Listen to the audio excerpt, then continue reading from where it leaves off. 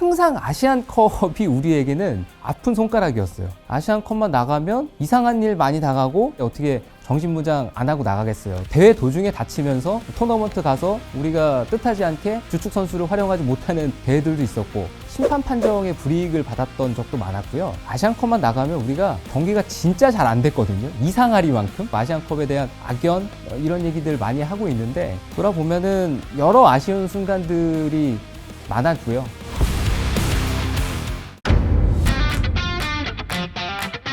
역대 최강 팀이다라는 이 표현 동의하시나요? 역대 최강이라는 표현 완전 동의하고요. 선수들의 면면만 따져봤을 때 그리고 그 선수들이 지금 어떤 무대에서 뛰고 있는지 그 무대에서 어떤 활약을 하고 있는지 종합적으로 봤을 때는 우리 대표팀 역사상 최고의 전력이라고 말할 수 있는 현 대표팀 구성이라는 생각이에요. 대표팀 경기들을 봤을 때 김민재, 손흥민, 이강인 선수가 같이 뛰었던 대표팀 경기는 어려운 경기가 없었고요. 그리고 좋은 경기했고 화려한 경기했고 파괴력 있는 경기를 했습니다. 우리 팀은 중국팀을 물리쳐 이번 대회 우승팀이 되었습니다. 저는 실현 가능성 충분하다고 판단을 하고 있고 굳이 수치로 표현을 한다고 보면 50% 이상의 가능성이 있지 않을까. 그 정도로 우리가 좋은 전력을 갖추고 있는 상태이기 때문에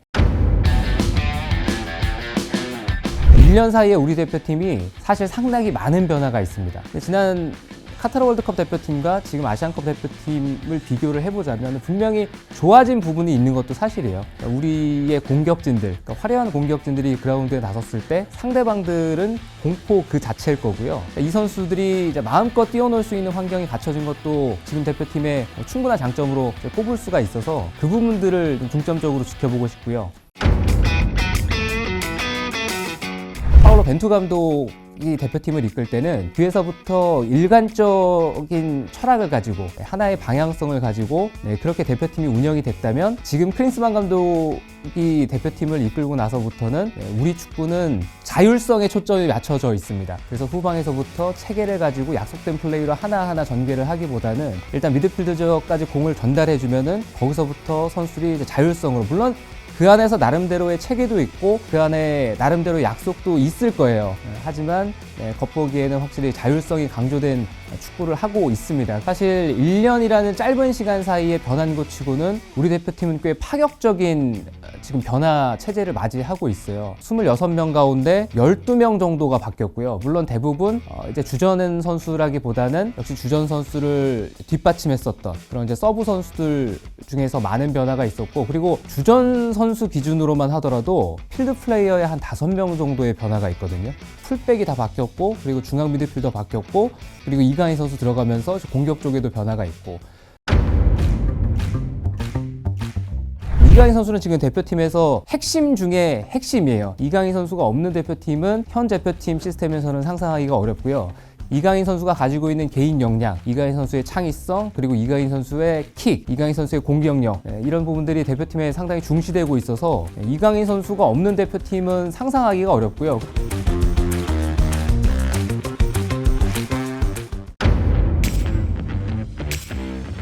우리 축구의 특성상 우리 축구는 지금 자율성 얘기도 제가 해드렸습니다만 폭발적으로 상대를 밀어붙이고 앞에서부터 선수들이 활동량 앞세워서 많이 뛰고 이런 식으로 경기를 하거든요. 역시 그런 스타일은 우리가 이제 토너먼트 갔을 때 짧은 휴식일에 우리 선수의 체력이 많이 떨어지면 회복이 더딜 수도 있다. 그러면은 경기력에 지장을 받을 수 있는 상황이라서 이번 아시안컵 토너먼트의 최대 목표는 체력입니다.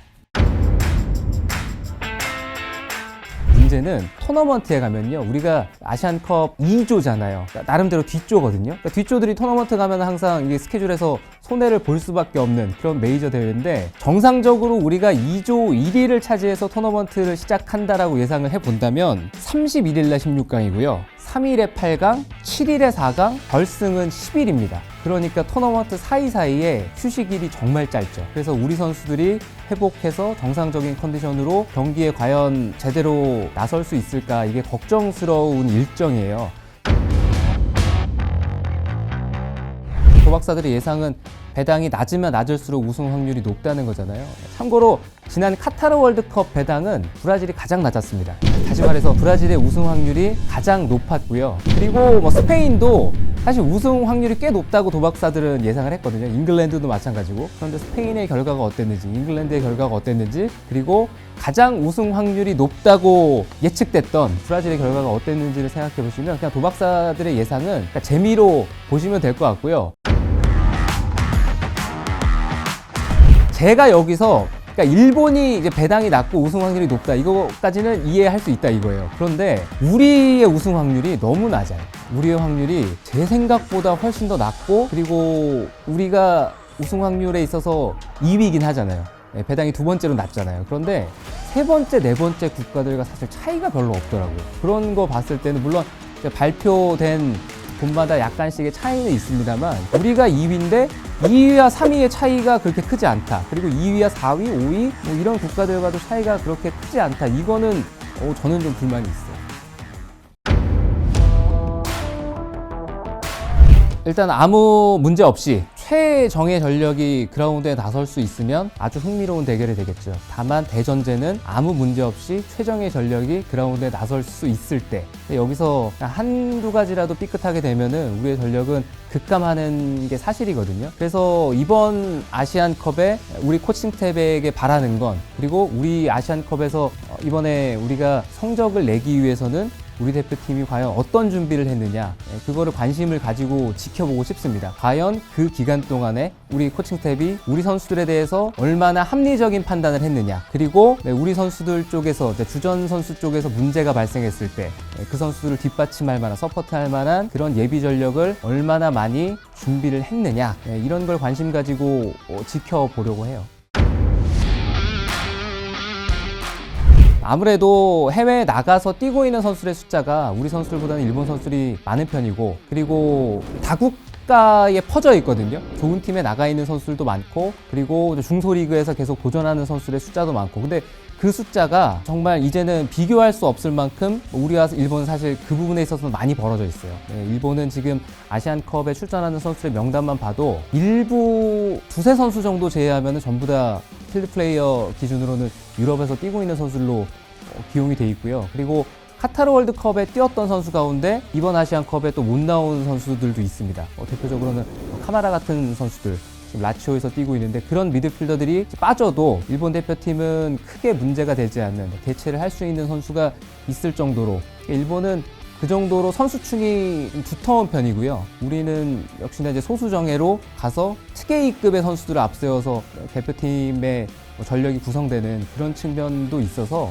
선수들의 몸값 정도는 그냥 재미로 보시면 될 것 같다는 생각이에요.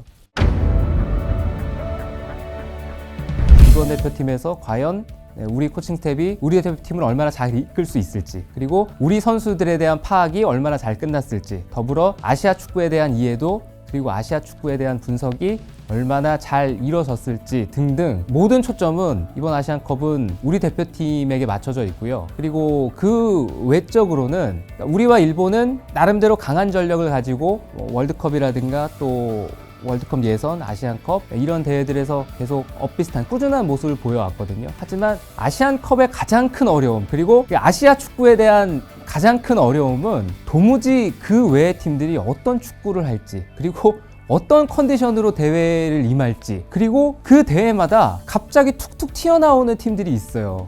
과연 이번 대회는 어떤 팀이 그 주인공이 될지 이런 걸 지켜보고 싶습니다.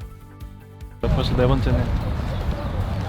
저희는 잘 준비할 테니 팬분들은 열심히 응원해 주시면 감사하겠습니다. 화이팅 화이팅 화이팅! 일본 대표팀 제한 역대 최강 아시안컵 대표팀은 어디일까요? 2011년이 아무래도 2011년이 좀 특별하죠. 저도 그렇게 생각합니다. 네, 2011년이 우리가 그 대회를 계속 기억해야 되는 건 우리 대표팀에서 긴 시간 동안 활약했던 두 선수가 그 대회를 끝으로 은퇴를 했잖아요. 박지성 선수, 이용표 선수가 2011년 아시안컵 끝으로 은퇴를 했는데 2011년도 우승할 수 있는 좋은 기회이긴 했거든요.